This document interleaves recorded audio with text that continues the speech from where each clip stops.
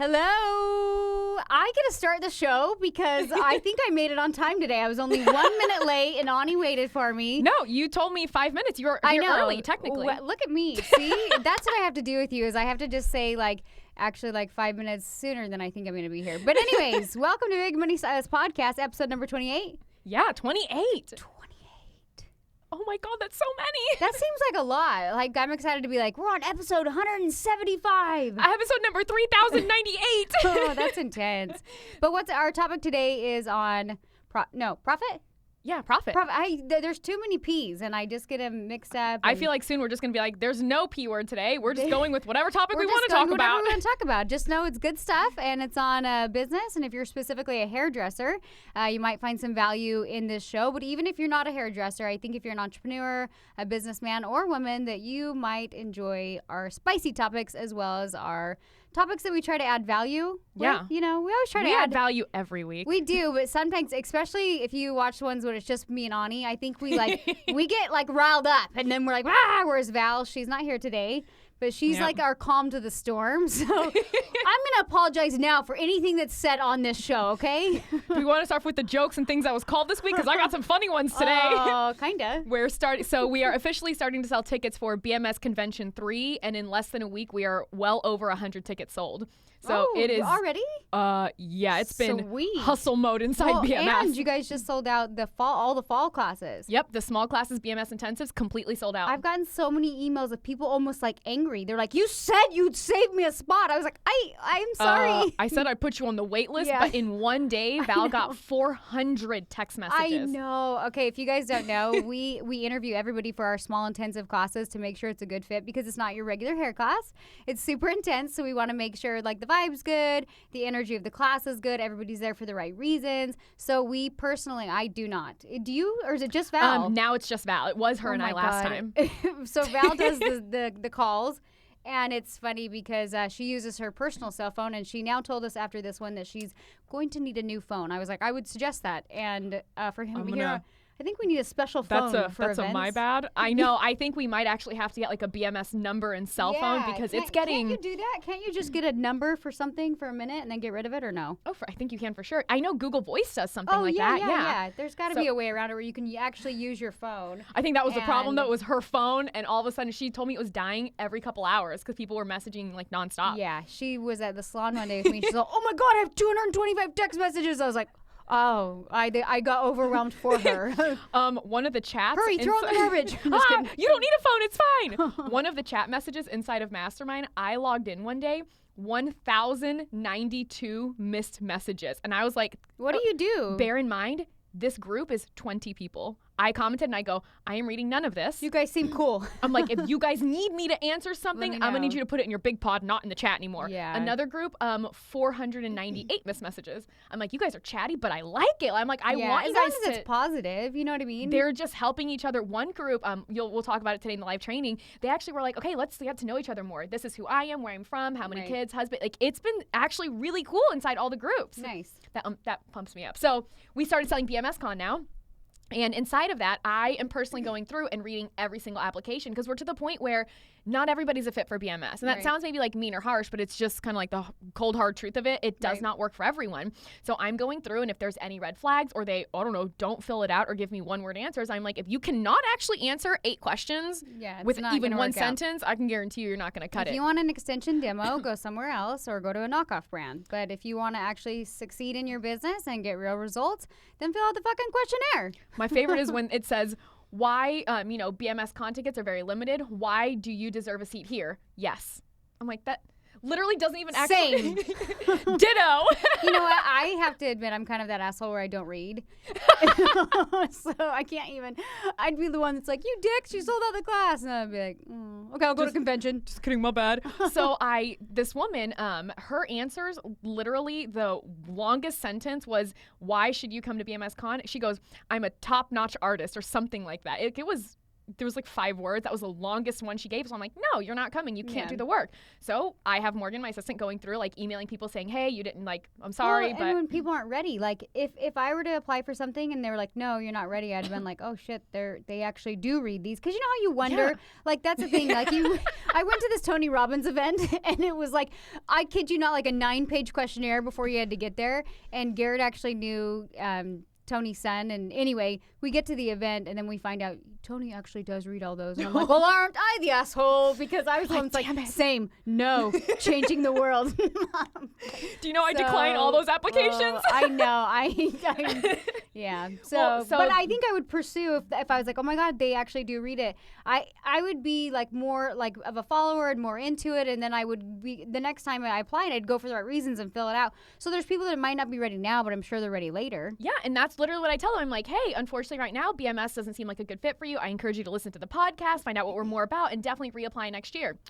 The email I got, she goes, I've never heard of a hair class doing this. Is this a racially motivated response?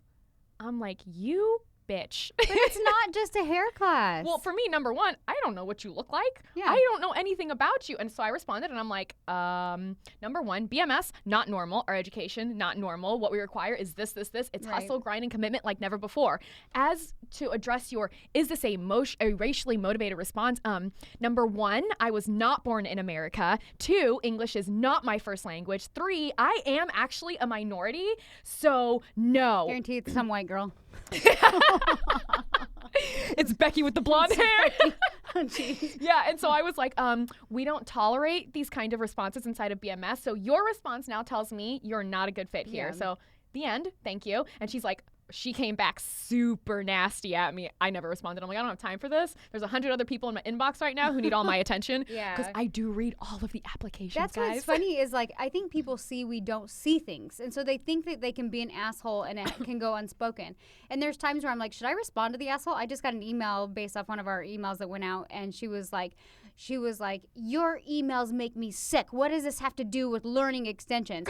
And I wanted to send her an email back and be like, Sarah, fuck off. And then I was like, or I wanted to, like, that was my first, obviously, response. But then I wanted to be like, oh, that's so sad. She doesn't really know what we're about. And so then I was going to send her this long typed email that was like, oh my God, like, I didn't mean to offend you, but we're up to good shit. And da-da-da. And then I was like, nope. So my response was, no worries. I'll take you off the list. Let us know when you're ready. I was like, where do you decide who gets your time, Yeah, and that's why for me, I CC'd Colin and Jeff, our COO and CFO. I'm like, just so you guys know, I got called racist today, but here was my response. And Colin, he was like, that was a solid response. I'm like, I know.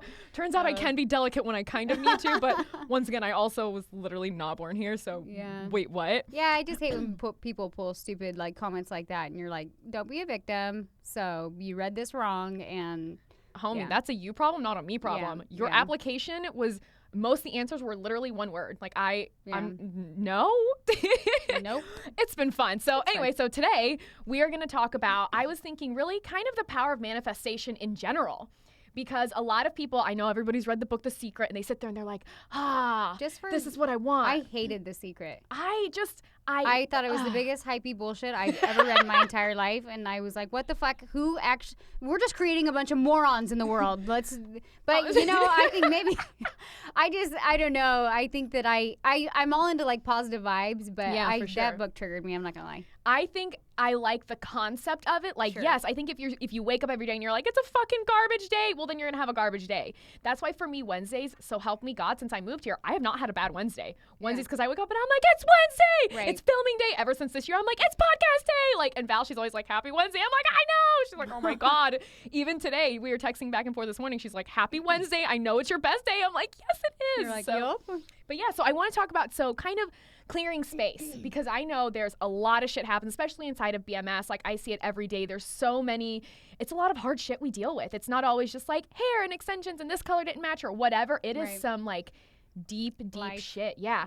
So talk kind of about clearing space inside of meditating and getting the negativity away and releasing anger, judgment, grudges, and just kind of do you do something similar to that? I was telling Garrett, I said, and we've talked about this on so many of our shows, and even on our last Date Your Wife podcast, I really talked about this so much, because it's we'll hit on a topic, and I feel like it's something that needs to be shared and like real clear. Yeah. And my point is you have to learn how to Val always describes it the best, how she has like her little boxes or compartmental. How do you say that? Compartmentalize. I'm like, why can't I say that? Compartmentalize. You're like, it's a compartment. I'm like, compartmentalize. Like the people who can't say the cinnamon. Boxes? I know. Anyway, God. But I feel like so many times, if you cross like business into being a mom or mom being into work, and so you have to learn how to like wear your hat for each like area. So like for me, like I'll wake up sometimes and I am in a shitty mood. Like I'm not gonna lie, and I'm like, it's not that I like sit and fester on like being in a bad mood or like that victim mentality. To me, what I do is I just like I'm like I focus on like, okay, well, get busy for the day. So I just kind of start my day. I work out, I get my kids off, I go into work. And then it's interesting because I feel like when you go to work, because you were in the beauty industry, you want it to be, it's hair day. It's like the best day. Like every girl loves hair day. Like I love hair day. Like it's just fun.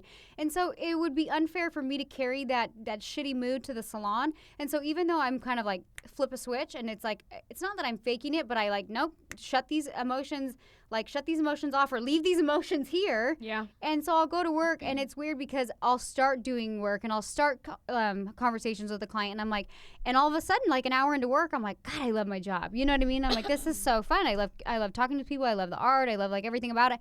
And all of a sudden it's like, I think that's why I'm so protective even of like the salon energies, because that's like my happy space where I can like turn it on and I'm like, oh, let's do this. And so for me, it's like, I just have to be able to like be happy here and then like leave that energy here and not like take work home, or you know what I mean, and kind of be able to bounce back and forth between the many roles that a lot of people have.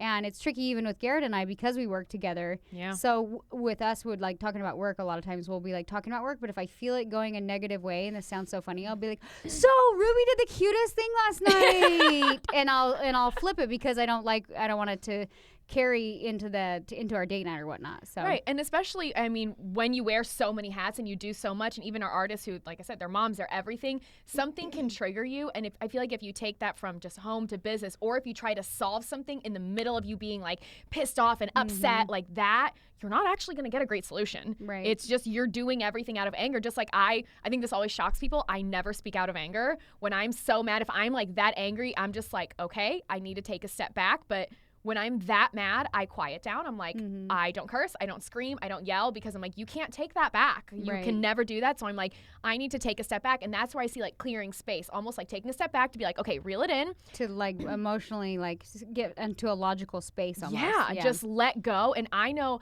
when I was younger, I was like a super grudge holder. And I'm not saying it's a good thing about me, but I learned to like let that go as I got older, to be like, it literally, this doesn't serve me. It's not doing me any good. Like, why am I still like harboring all these feelings? Right. So now I feel like I can like let things go pretty quickly, and I think it's just like reframing and moving on and being like, okay, great, this happened and now we're going forward. But I've learned like trying to solve things. So many of the artists I talk to, when they're like, but she said this and I'm so fucking mad, I'm just gonna email and be like, fuck you. I'm like, no, hold on. Make it harder for yourself. I'm like, reel it back in like for just 1 minute.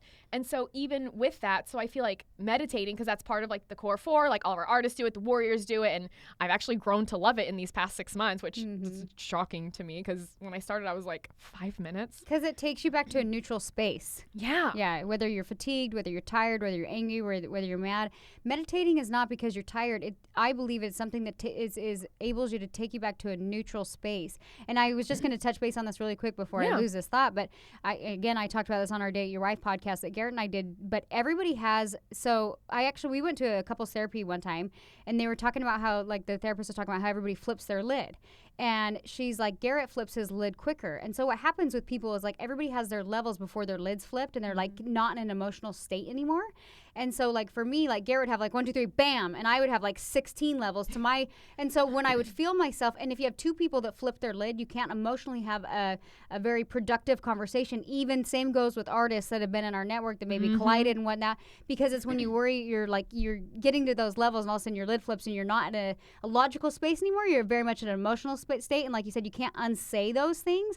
And so I'm similar to you, where like I take a step back, because if both Garrett and I flip our lid, like you can't unsay that shit. But if I'm able to step back, collect myself, and then he comes back down into his box, then we can come back and have a logical conversation and a somewhat productive conversation and kind of go from there. So it's, I think we deal with like so much shit with like life and it's just crazy. And then I feel it only sometimes get just gnarlier, especially the more people that come on, the more that, I mean, recently I feel like the past few weeks artists have been telling me more things where I'm sitting there some days like, damn, like this is, and I always have to take a minute like before I leave headquarters to be like, okay, release this energy. It's not yours. Don't take it home with you. Because my house, I always feel like it's just when you walk in, it's just like so cool, calm, collected, and you can just feel it. So I always have to like be so aware of that to like either meditate it out or just take a deep breath and be like, cool, this is not mine. It's not going to go home. It's just going to go out. It's going to stay in the box. Yep. You go back in that box, but I don't want that box back tomorrow. That's a really stressful box for me.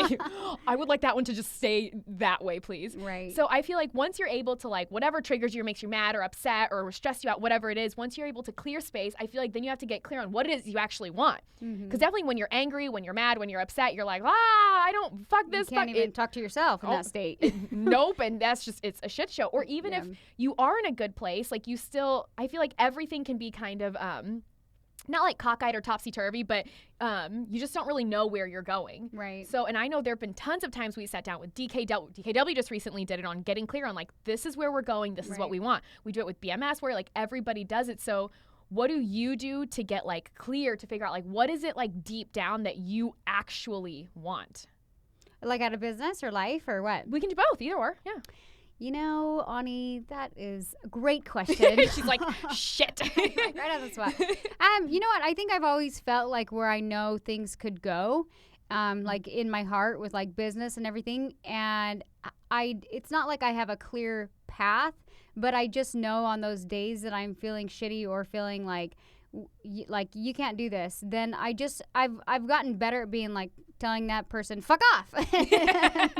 And I know that that's just like part of life, and there's going to be like ups and downs, and for me I have to look like, why am I feeling this way, and what do I need to shift? Do I need more balance at home, more balance at work, more balance here, you know what I mean? And I try to kind of figure out what's holding me back and really try to step outside of my comfort zone to reach my goals. And for me, it's not like I create some kind of a vision board or... Yeah, I don't do those. Yeah, I don't do those. They stress me out. They look messy. You know what? They do. I agree. I'm like, what the fuck, a collage? I'm like, I'm not five. Yeah, oh my God. We're a little bit like OCD clean at that level. So yeah, I can't have a vision board. It looks like a 5-year-old collage. and also I've noticed my vision will change. Do you know what I mean? Oh my God, yes. So if I'm stuck on this board of like, I must do Jennifer Aniston's hair, it's on my vision board, or Selena Gomez, sorry Stacey. Sorry Stacey. then it can hold me back too.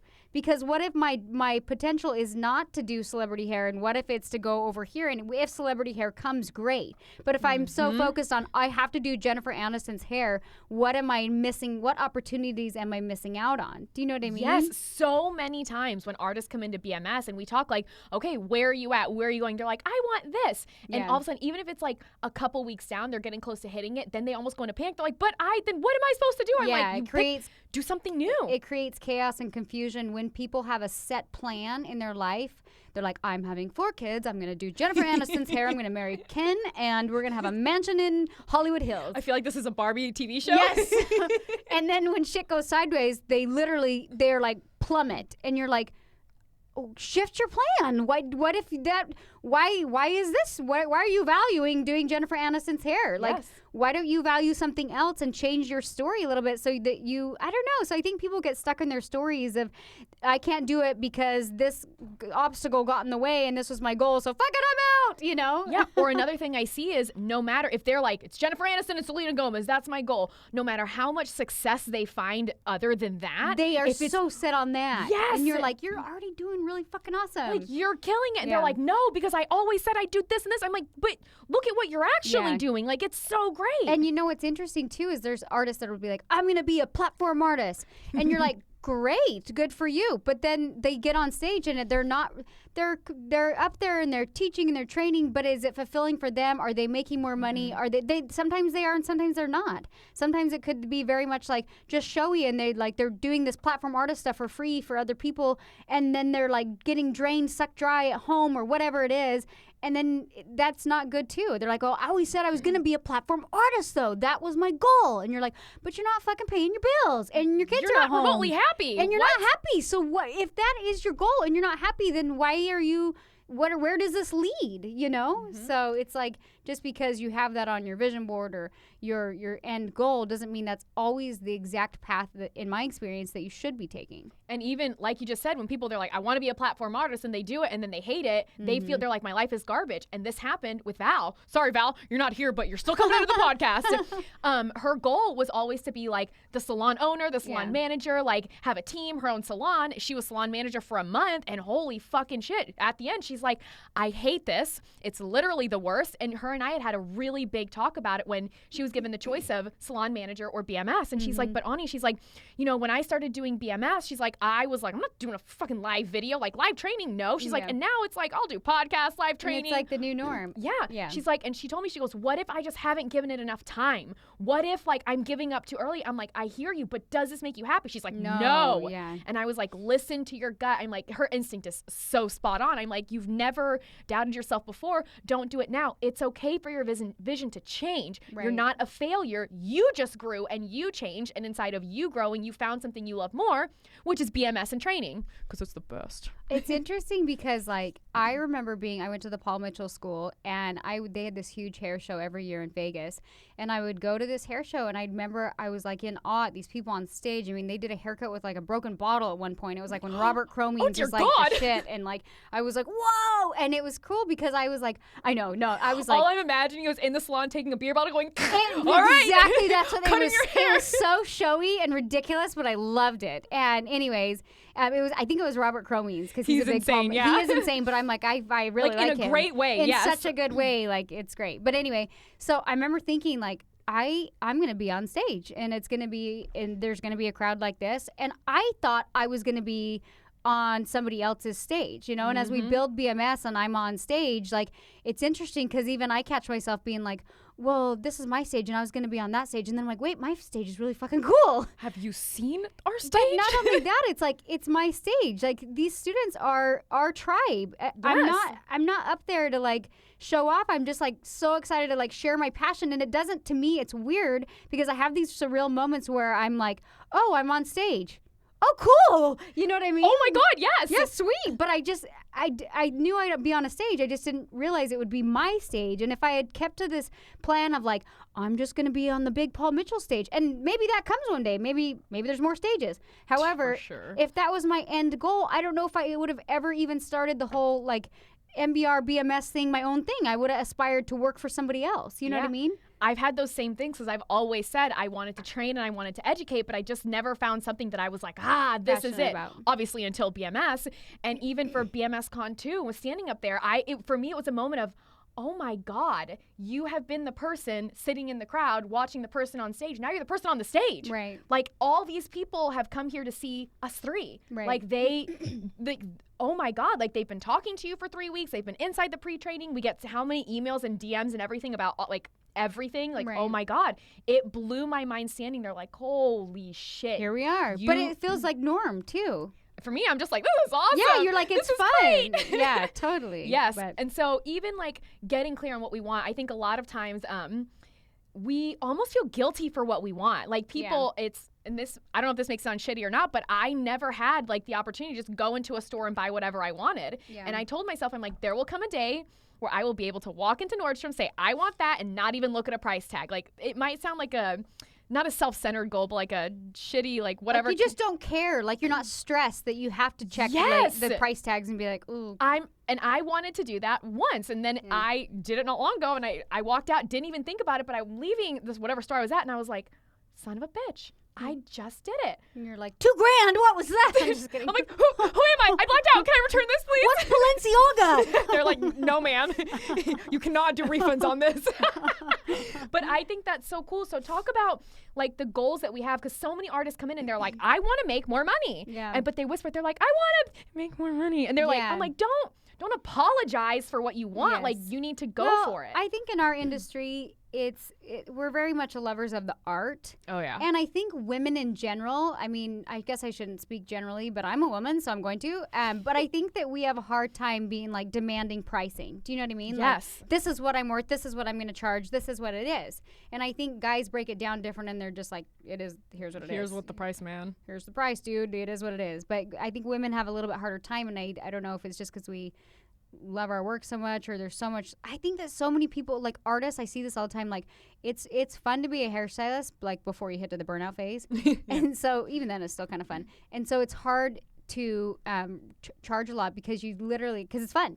You know what I mean? And so I think a lot of people don't like charge what they're worth. I can't even remember what the question was. No, it's fine. You're good. So you got it. Don't you worry. So, and even like what I tell the artists is because they're like, I feel like when you make a goal and get clear on what you want, it doesn't have to be like super specific, but I feel like sometimes in the beginning it almost has to be. Yeah. Because they're like, well, I just want to have like the perfect client. I'm like, well, what's the perfect client? They're like, I'm like, no, I don't know. I am very different. I love my clients to be super chill, laid back, potty mouth. Like one of my clients, when she left the other day, Mariel, she's amazing. She was like, see you later, you little asshole. I'm like, thanks, man. See you later. Thanks, man. And she's I love Thanks, her. dickhead. She texted me once and called me, I think it was also an asshole, but I was like, it's cool, it's fine. But that's her personality, and clearly that vibes super well with mine. I'd be severely offended if one of my clients left and said, see you later, you little asshole. I'd be like, well, fuck off, Sarah. Just fuck kidding. you, bitch. I'm canceling your appointment. Just kidding. Nope. I was almost crying from laughter. And Lo is like a big fan of her. Like she does like TV and stuff like that. So he's like, it's her. I'm like, okay, reel it in. And he came up to her. He's like, hello, Miss Mariel. Which car is yours? And I'm like, what? I'm like, what is wrong with you? I'm like, you're always so like, hello, I'm Lorenzo.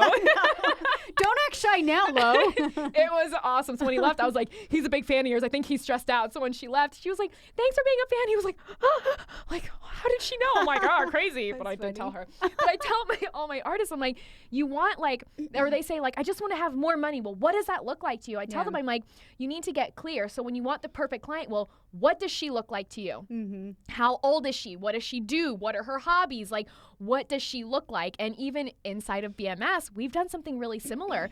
Garrett, Val, and I, we sat down and we're like, okay, let's just have a real moment. Top 3 students, bottom 3 students. And we were like, ooh. And we were like, and then did you like compare what their clientele and everything looked like? Or we compared them as people because we were thinking at that point, who is going to be coming into BMS? Because we are now to the point where we simply don't accept everybody. If it's someone who's writing a 1-word answer or someone who's written me literally paragraphs per question, I can tell who wants it more. Sorry, you're not on the same plane. I kind of like someone in the middle. Paragraphs scare me a little bit. I'm like, you're too much. This is an Ani one. This is a red flag.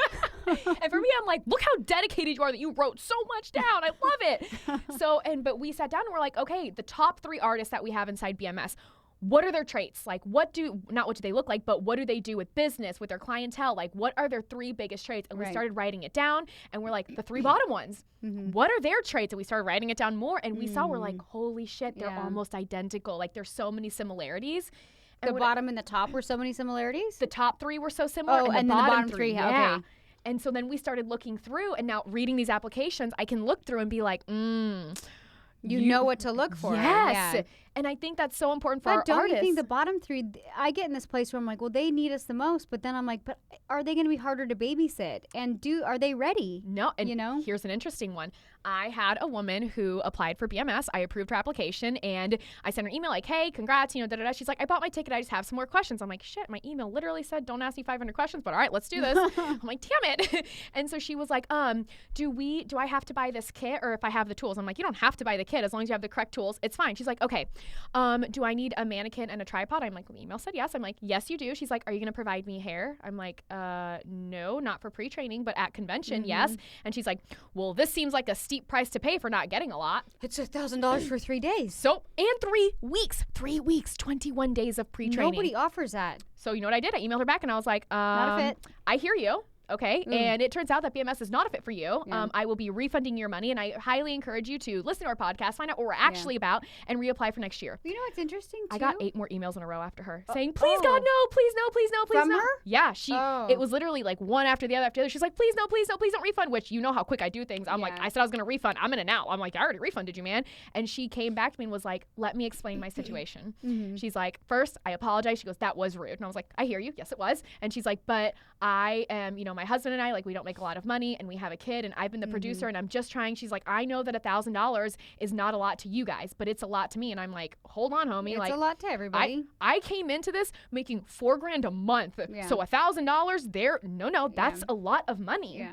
And so she's like, I just wanted to like know and this and that. And I did go back and listen and I'm like all in, please. She's like, I'm asking, please, can I come? Well, I'm not a heartless monster. I'm like, dude, for sure. I'm like, re-click the link. You do have to repay. Like, I already refunded you. And she was like, thank you so much. So it's sometimes you have to do that. And how they respond is like, okay, then you are a fit. Because I think it is, for a lot of people, it's like a balance of like not having to save them, but seeing if they're ready too. I don't know if Garrett ever shared this story with you, but like when we literally had no money, we weren't paying our mortgage. We were like living on credit cards and whatnot.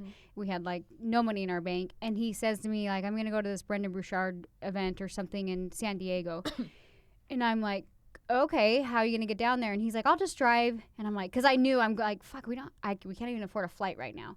And he drives down and he didn't tell me this till later. And I literally like busted into tears, but he's like, he didn't even have money to stay in like a Best Western or the hotel that the event was at. He slept in his car. Oh my God. And I was like, oh my God. But he said that event, he wasn't looking to be saved, but he said that event really helped shift his mindset and like change a lot. But so there's like situations like where he wasn't asking like, can I get a better price or can I get this? And like people will do what they have to do if they feel like that's where they need to be. You know what I mean? So anyway. And I tell everyone, I'm like, when the first BMS came around, it was $2,000 for the intensive and it was the first class.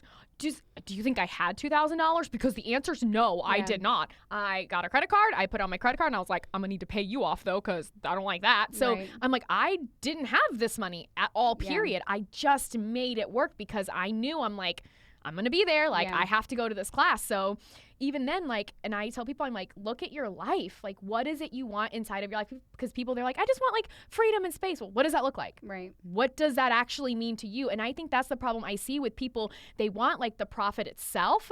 And this is the profit for them. But really the profit leads to, they really, what they want is they want freedom and space. But you have to have profit to do that. And people get like soaked into the game of just profit. And then they're like, they have no extra time. And then they're like, oh, but then they're being fed like by significance and the work and all that. And it's a balancing game and it's tricky. Absolutely. And then I really feel like, so you clear off your space, you meditate, you get out of like your head where you're just a fucking shit show and chaos. And from there you get clear. You're like, okay, this is where I am. This is where I'm going. Like, this is what I want to do. And you then understand. But from there, I feel like you really have to figure out like, what is the possibility of this? What are your fears, your weaknesses? And you kind of, because everybody has those. And I know it's so crazy because all of our students, I don't know if you've ever noticed, they're like, your guys' lives are so perfect. I'm like, I know you're not looking at me because half my life is a shit show most of the time. I'm like, who is? Most of our lives are a fun shit show, okay? It's a really cool shit show, but it's still the word shit show. And that's why when they say it, they're like, but you guys just have everything in place and it's so easy. I'm like, what the No. There's always new trials at every level. You know what I mean? Yes, I do. Trust me, yes, I do. It's an interesting life we lead here. But even inside of that, like, I always say, because I've known that like a weakness of mine is vulnerability. I'm not great at that. You're not great at that either. Like, neither's Val. Like, none of us are. I've gotten better. I would say out of the three robots, I'm finally given. I'm just gonna say it. We are, but we very much are like, put on your workout. Let's do this. But I think over the last few years, I've become like the crier because when confrontation comes to me, I was always quick to like tuck it under the rug. But then for me, it always like keeps popping back up, and I'm like, I can't keep doing this. And Garrett's the type that like just confronts stuff. So I've tried to be better at that. But then I realized the reason I don't confront things is because I always cry. Like, turns out I'm just like super an emotional basket case, and I think I care too. You opened up that box. I opened that box. So now, like, but I also found in training that it's become like the vulnerability that I always thought was a weakness has become a little bit of a strength for me. And I'll get on stage and I'll start sharing my story, or I'll start like talking, and I cry, and I'm like, It is what it is, guys, you know, but it gets everybody in there because most of our events are all women, and I feel like it does something to the energy in the room where everybody like takes off their shields and they're just like butter. And from that point on, I'm like, wow, that's a strength. That's my superpower. So I just kind of like, even though it's hard for me, I try to like just be like, that's fine, Danielle. Like, just be you. And if it requires you to open up and be more vulnerable, like, that's not a weakness. That can very much be a strength. And that is the same. And I will say, for me, the time that I saw the biggest change in you, because I feel like, you know, when you see someone so much, or you see it little by little. But when I think back to BMS Con 1 and 2, when you were standing on stage, I look at Val and I was like, fucking Danielle, she crushed it. I was like, holy fucking shit. I'm like, who is that woman on stage right now? When you were sharing your story, and I'm looking at her and I'm looking at Garrett and I'm just like nodding at him, and we're just sitting there like, not like proud, but like so proud, like, oh my gosh, because I did prepare a little bit. I'm like, it doesn't matter, preparation or not, vulnerability, you can't prepare vulnerability. Like, nope. It comes or it doesn't, you know? Absolutely. And so I know myself, like, one of my biggest weaknesses is being vulnerable. Even Garrett and I, we had a talk the other day, and we were sitting down yesterday, and he's just looking at me and he's like, Ani, because it was not a great conversation, obviously. And you're like, and he looked at me, he's like, you have such a good poker face. He goes, one of the best I have ever seen. And he's married to me. Just kidding. And I know, because my face goes fucking like stone cold, stoic. You're not getting in. That's not that that's my mentality, but I know deep down, like, that's how I'm feeling. I'm like, I think it's a protective mechanism. Oh, yeah. Mm-hmm. I had a walk and talk with Sam yesterday, and he was like, Ani. I was like, oh, fuck, here it's going to go. But even like Garrett was like, you have one of the best poker faces I have ever seen. He goes, but underneath, I know it's a hurricane. And I'm like, And even when I start crying at that point, my face doesn't change. I'm not like, I literally say, I'm a fucking statue weeping. You're crying inside. The tears are just like. It's called sweat at this point. But it's so true. But even looking at that, I'm like, I acknowledge that me not willing to be, and I feel like I've gotten so much better recently, like through all the stuff we've been going through, that I'm like, okay, I can be way more vulnerable now. But I had to almost think like, okay, it is a weakness. It's not great that I'm never willing to share, but at the same time, why is that also a strength for me? I'm like, okay, when it comes to my students telling me some of the gnarliest shit I have ever heard in my life. You almost have to keep a little bit of that poker face. Oh, it's poker face, and don't let it, like, I can't let it affect me, because when they're telling me, and I've told Garrett some of the stuff, and he's like, fuck, if you're Ani. if you're doing like even a hot seat and both of you are crying, then nothing gets accomplished. It's an emotional shit show. It's both your lids flipped in another direction and the water spouts are just overflowing. It's instead of I'm so visual, but I figure like the mad, when your lid pops, it's like an explosion. When it's like an emotional, just let's envision buckets are pouring. So either way, you can flip your lid emotionally. What is that that fountain in Vegas where it's like, and like everybody goes. The Bellagio fountain? Oh yeah. When you flip your lid, it's like, yeah. That's what it is. Totally. But really, and I know like I've had to work on that, and now my vulnerability, because I always viewed it weirdly. For me, I viewed it as weakness. For other people, I viewed it as strength. I'm like, God, look how strong she is to be able to do that. But when I do it, I'm like, you're weeping like a little a-hole. I think there's a time. Like, I think when you're coaching individual students, and I watch it, again, like when we're doing these hot seats, it's like me and Garrett will do it with like one person on the other line. And literally, they get in these hot seats because they're in a painful place. Oh, and we're doing like a Skype call, and we're sitting there, and they fill out an application before they get on the hot seat. And literally, we'll read the application, and they're already in tears. And we can't, it would be not effective if like we're in tears and we're like, it's okay. Like, nothing would get done. No. So it's like there's a time and a place to show that vulnerability. For me, it's like I realized it was a strength, but it's like, sure, the opening speech on stage, telling my story and allowing myself to get vulnerable, great, melts the audience. Vulnerability when you're trying to get shit done and somebody's already crying, not effective. And so it's like learning to use your superpowers as needed. Well, and that's why even Morgan, when I hired her on, I was like, okay, because we've talked before, like I'm a very direct person, because there's so much shit, like literally going back and forth. You don't have time to be like, so Morgan. Hello, Miss Morgan. How are you? Great. I'm just like, literally, there'll be some days. There was one day I woke up at like 3 a.m. and I'm like, we have stuff to do tomorrow. I think I sent her, oh my God, I pulled a Garrett. Morgan, if you're listening, I'm so sorry, Garrett. You know, you do this too. But all of a sudden, I'm like sending her message after message after message. And I'm like, you're a fucking asshole. When Garrett used to do that to you, you'd be like, stress mode. And I was like, oh, fuck. So I even had to tell her the next day, I'm like, hey, if I text you outside of these hours, you can just ignore me till the next day, unless it's like a code red. Then I need you to answer. But even then, I'm like, okay, we need to do this. Did you do this? Did you do that? And I'm like, because my mind is like going so quickly. Right. And I told her, I'm like, don't be offended. I'm not trying to be but a you dick. have to get it all out. Yeah. We got a lot to do. I do that with Ken's, but like a lot of times I will voice text it and I'm like, hey, how are you? Hope you're doing great. No, you're at the salon. Don't get stressed out, but I'm going to leave you 17 text messages. Go ahead and save them, put them in your notes, and touch base with you when you're done. Like that's how I like approach things when I'm going to do the vomit text to somebody of like, here's your fucking checklist. I'll touch base with you in a few hours. But Is that what I need to do with you when I'm like, hey, Danielle? Yeah, see, and I think that's why, like, I was telling you, like, sometimes I get triggered by you, but I think it's because you approach things like, we're fucking doing this. I'm like, what? You're like, whereas, like, when I approach things, because I'm the same way, like, I'm going to spout out a list, but I literally frame it like, hey, how's it going? Super pumped, but here's what we're going to do. And it's like, oh. Now I know to do that because it's funny. I need your cheerleader, Ani, okay? I need you to approach it with, like, just send me a voice text first. Done. With a very cheerful Ani, and then spout out your text, and then I will confirm. And you know what? It's so funny because the way I message you is literally the same way I message Garrett. Like, it's no different. But that's how Garrett messages people, and he's a dude. I know, and I feel like I might be a boy on the inside, guys, because I'll message him. Even yesterday, I was like, I sent him audio, and I'm like, hey, okay, we need to discuss boot camp, BMS Con 3, Mastermind Convention, the AC, and we discuss the podcast tomorrow. And he's like, he goes, talk now. I'm like, yes. And we call each other. We're like, okay. We literally start going down the list. We're like 1, 2, 3, 4. I'm like, he's like, okay, good. I'm like, good, bye. And I hung up. Like, do you know what's funny with Garrett is I can't play that role with him because I'm his wife. So sometimes when I would do that list, he would spout back to me like I was a dude, and I was like, oh, fuck you, buddy, and I'd get really irritated. So now I reframe it, even though like I realize as I'm working with my husband I have to do this. So I'll be like, so I reframe things like as a question. Would you like to do this? But really I'm like, we're fucking doing this. And then I put the little 2 emoji guys holding hands and a heart and sometimes a flame. And I just realized, like, the packaging, he's like, yeah, love it, babe, great. Fist bump instead of, like, brah, like, instead of, like, reacting like a dude and then me getting triggered and then, like, we get in some text battle.